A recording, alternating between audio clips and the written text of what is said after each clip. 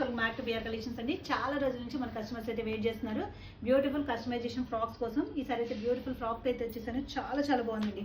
ఇది వచ్చేసి మనకి చినాన్ ఫ్యాబ్రిక్ లో వచ్చేస్తుందండి. అండ్ స్లీవ్స్ అయితే ఇది మోస్ట్ ట్రెండింగ్ స్లీవ్స్ అండి, బటర్ఫ్లై స్లీవ్స్. దీని లోపల మనకి ఇన్నర్ స్లీవ్ కూడా ఉంటుంది ఇట్లాగా.